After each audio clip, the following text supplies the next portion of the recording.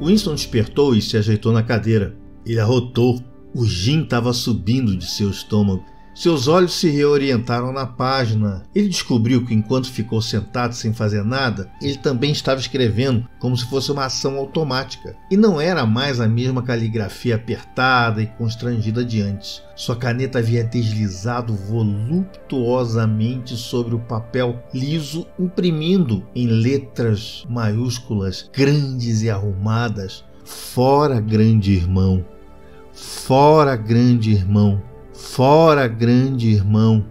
Fora, grande irmão!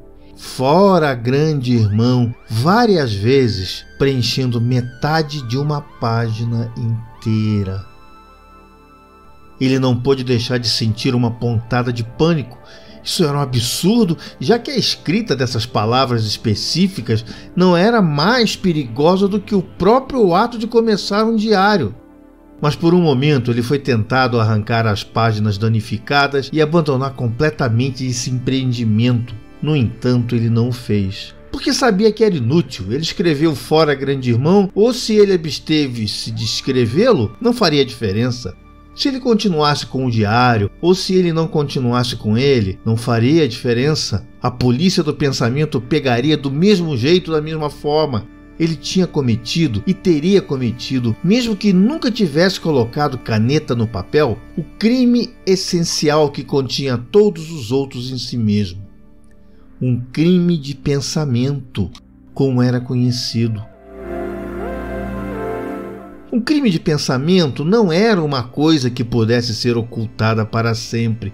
Você conseguiria escapar por algum tempo, até mesmo por anos, mas mais cedo ou mais tarde era certo que eles o pegariam. Era sempre à noite. As prisões aconteciam invariavelmente à noite. A saída repentina do sono, com uma sacudida, a mão áspera o pegando pelo ombro, as luzes brilhando nos olhos, o círculo de rostos duros ao redor da cama. Na grande maioria dos casos, não havia julgamento, não havia relatório de prisão, não havia processo legal. As pessoas simplesmente desapareciam, sempre durante a noite. Seu nome era retirado dos cadastros, todos os registros de tudo que você já havia feito eram apagados. Sua existência era negada e depois esquecida. Você era abolido, aniquilado, vaporizado era a palavra de costume. Por um momento, ele foi tomado por uma espécie de histeria. Ele começou a escrever no rascunho desordenado e apressado: "Eles vão atirar em mim, eu não me importo. Eles vão atirar em mim na parte de trás do pescoço, eu não me importo.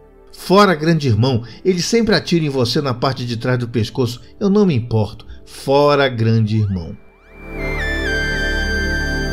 Ele se inclinou na cadeira, ligeiramente envergonhado, e baixou a caneta. No momento seguinte, ele levantou com violência. Houve uma batida na porta. "Já?" Ele se sentou imóvel como um rato, na esperança fútil de quem quer que fosse pudesse ir embora após uma única tentativa. Mas não, a batida foi repetida. Demorar seria ainda pior. Seu coração estava batendo como um tambor, mas seu rosto, depois de ser seu hábito por tanto tempo, provavelmente não tinha expressão. Ele se levantou e se moveu com pesar na direção da porta. Capítulo 2. Assim que ele colocou a mão na maçaneta da porta, Winston percebeu que havia deixado o diário aberto sobre a mesa. "Fora, grande irmão!" estava escrito por toda parte. em letras grandes o suficiente para serem legíveis de qualquer canto da sala. Foi uma coisa inconcebivelmente estúpida de se fazer, mas ele percebeu que, mesmo em pânico, não queria fechar o caderno, não queria manchar o papel liso enquanto a tinta ainda estava molhada. Ele respirou fundo e abriu a porta. Instantaneamente, uma onda quente de alívio fluiu através dele. Uma mulher pálida, de aparência arrasada, com cabelos ondulados e o rosto enrugado, estava do lado de fora. "Ah, camarada!" Ela começou com uma voz sombria e chorosa.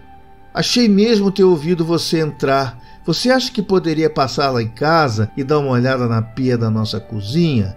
Ela entupiu e..." Era a senhora Parsons, esposa de um vizinho no mesmo andar. Senhora era uma palavra um tanto descontinuada pelo partido. Você deveria chamar todos de camarada. Mas era instintivo usar o tratamento com algumas mulheres. Ela era uma mulher de cerca de 30 anos, mas parecia muito mais velha. Winston tinha a impressão de que havia poeira nas dobras do seu rosto. Winston a seguiu pelo corredor. Esses trabalhos amadores de reparo eram uma irritação quase diária. As mansões da Vitória eram apartamentos antigos, construídos em 1930 ou por aí, e estavam caindo aos pedaços. O gesso se soltava em focos constantemente dos tetos e paredes. Os canos estouravam a cada inverno. O telhado pingava sempre que havia neve. O sistema de aquecimento normalmente funcionava com metade da capacidade. Isso quando não estava totalmente fechado por motivo de economia. Os reparos, exceto os que você podia fazer por si mesmo, tinham que ser sancionados por comitês remotos que eram capazes de atrasar até mesmo o conserto de um painel de janela por 2 anos. "Claro, isso só porque Tom não está em casa", disse a senhora Parsons vagamente. O apartamento dos Parsons era maior do que o de Winston e encardido de uma maneira diferente. Tudo tinha um ar gasto e pisoteado, como se o lugar tivesse acabado de ser visitado por algum animal grande e violento. Equipamentos esportivos, tacos de hóquei, luvas de boxe e uma bola de futebol murcha, um par de shorts suados virados do avesso, estavam espalhados pelo chão, e sobre a mesa havia uma bagunça de pratos sujos e livros didáticos, com páginas curvadas nas pontas. Nas paredes havia faixas escarlate da Liga da Juventude e dos Espiões, e um cartaz em tamanho real do Grande Irmão. Havia o habitual cheiro de repolho cozido, típico do prédio inteiro, mas ali ele era atravessado por um cheiro mais agudo de suor, que se percebia na primeira inspiração. Embora fosse difícil dizer como era o suor de alguma pessoa que não estava presente ali no momento. Em outra sala, alguém com um pente e um pedaço de papel higiênico estava tentando manter a sintonia com a música militar que ainda era transmitida pela teletela. "São as crianças", disse a senhora Parsons, lançando um olhar semi-apreensivo para a porta. "Elas não saíram hoje e é claro..." Ela tinha um hábito de interromper suas sentenças no meio. A pia da cozinha estava cheia até a borda com uma água esverdeada imunda que tinha um cheiro de repolho pior do que nunca. Winston ajoelhou-se e examinou a junta angular do tubo. Ele odiava usar as mãos e odiava se curvar, o que normalmente o fazia tossir. A senhora Parsons olhou desamparada. "É claro, se o Tom tivesse em casa, ele arrumaria tudo em um instante", disse ela. "Ele adora fazer coisas assim. Ele é sempre tão bom com as mãos, o Tom." Parsons era colega de Winston no Ministério da Verdade. Ele era um homem gordo, mas ativo, de uma estupidez paralisante. Uma massa de entusiasmo imbecil, um daqueles burros de carga dedicados e acríticos, dos quais ainda mais que a polícia do pensamento o partido dependia. Aos 35 anos, ele tinha acabado de ser expulso da Liga da Juventude. E antes de se formar na Liga da Juventude, ele tinha conseguido permanecer nos Espiões por 1 ano além da idade legal. No ministério, ele tinha um emprego em algum posto subordinado para o qual não era necessária inteligência. Mas, por outro lado, ele era uma figura de destaque no comitê esportivo e em todos os outros comitês envolvidos na organização de caminhadas comunitárias, demonstrações espontâneas, campanhas de poupança e atividades voluntárias em geral.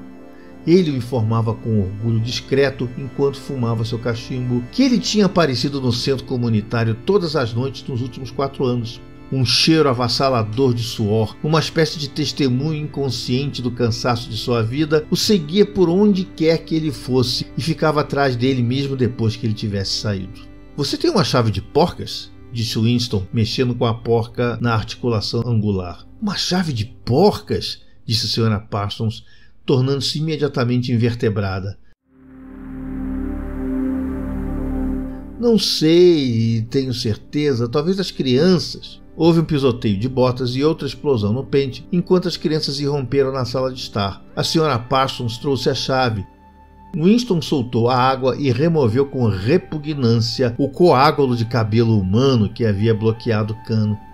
Ele limpou seus dedos melhor que pôde na água fria da torneira e voltou para a outra sala. "Mãos para o alto!" gritou uma voz selvagem. Um garoto bonito, com aparência de durão de 9 anos, apareceu por trás da mesa e o ameaçava com uma pistola automática de brinquedo, enquanto sua irmãzinha, cerca de 2 anos mais nova, fazia o mesmo gesto com um fragmento de madeira. Ambos estavam vestidos com o uniforme dos espiões, calções azuis, camisas cinzas e lenços vermelhos. Winston levantou as mãos acima da cabeça, mas com uma sensação inquieta, dada a perversidade do comportamento do rapaz, de que isto não se tratava de um jogo.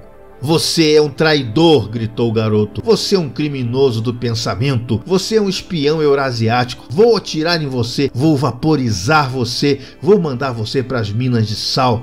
De repente, ambos estavam pulando em volta dele, gritando "traidor" e "criminoso do pensamento", a menina imitando seu irmão em cada movimento. Foi um pouco assustador, como os saltos dos filhotes de tigre que logo vão se transformar em caçadores de homens. Havia uma espécie de ferocidade calculista no olho do menino e um desejo bastante evidente de bater ou chutar o Winston e uma consciência de quase ser grande o suficiente para fazê-lo. Era uma coisa boa que ele não tivesse segurando uma pistola de verdade, pensou Winston. Os olhos da Sra. Parsons foram nervosamente de Winston para as crianças e de volta novamente. Na luz mais clara da sala de estar, ele notou com interesse que realmente havia poeira nas dobras do rosto dela. "Eles são tão barulhentos", disse ela. "Estão desapontados porque não podem ir ver a execução. Essa é que é a verdade. Estou muito ocupada para levá-los e Tom não vai voltar do trabalho a tempo." "Por que não podemos ir ver a execução?" rugiu o garoto com toda a sua voz. "Quero ver a execução! Quero ver a execução!" cantou a garotinha, ainda dando voltas pela sala. Alguns prisioneiros eurasiáticos culpados de crimes de guerra deveriam ser enforcados no parque naquela noite. Winston se lembrou. Isso acontecia cerca de uma vez por mês, e era um espetáculo popular. As crianças sempre imploravam para ir. Ele se despediu da Sra. Parsons e foi para a porta. Mas ele não tinha se afastado nem 6 passos quando algo bateu na parte de trás de seu pescoço com um golpe doloroso e agonizante. Era como se um fio de arame quente tivesse sido espetado nele. Ele se virou bem a tempo de ver a Sra. Parsons arrastando seu filho de volta para a porta, enquanto o garoto guardava um estilingue no bolso.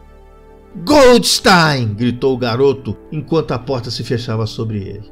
Mas o que mais impressionou Winston em toda a cena foi o olhar de susto indefeso no rosto acinzentado da mulher. Fim da 3ª parte.